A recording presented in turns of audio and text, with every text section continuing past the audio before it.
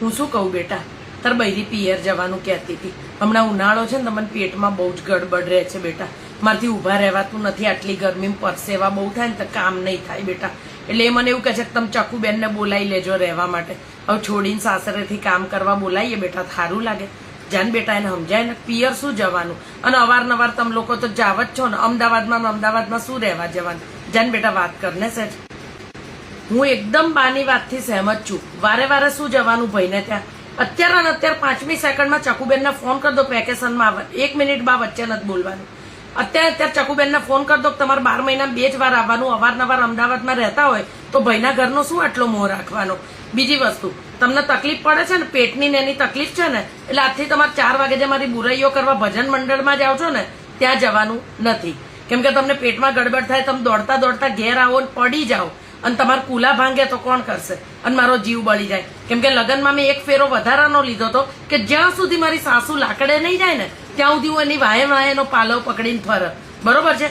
અને બીજી વસ્તુ, પગ તમારા નથી ચાલતા ને, હમણાં જ તમે કીધું 4 ધામની ટિકિટ કેન્સલ. ભગવાન અહીંયા આગળ જ છે, દરેક વસ્તુમાં ભગવાન જ છે. એટલે કેદારનાથને અહીંયા જવાની તમારે જરૂર નથી. એટલે વાતથી ઘેર બેસી રહેવાનું છે. બરોબર છે?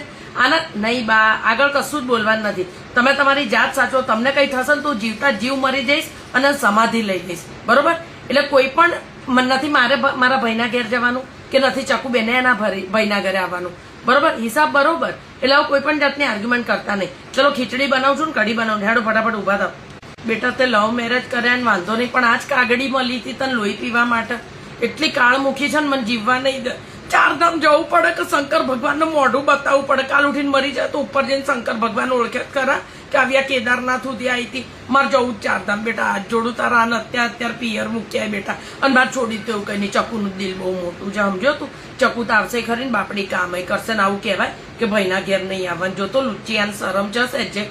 હું શું કહું બેટા, મારી ભૂલ થઈ ગઈ બેટા. જો અમે ગયડા માણા કઈ બી બોલી જઈએ પણ માફી માંગીએ દીકરાઓ જોડે.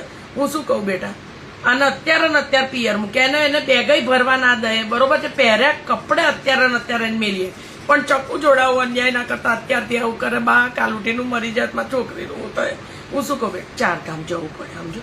ભજનમાં જવું પડે, ભગવાનનું નામ લેવું પડે. તમારી સુખ શાંતિ સમૃદ્ધિ માટે જઉં છું, સમજી. આ તો કાબરી 1 નંબરની. આમ તો એવું થાય છે કે બધે એનું વાટવા જઉં છું. બરોબર? અત્યારે પહેલા પિયર મૂક્યા જા. ખીચડી હું બનાવી કાઢે અત્યારે 45 ડિગ્રી ગરમી, પણ પહેલા ઘર ભેગી નહીં કર જા.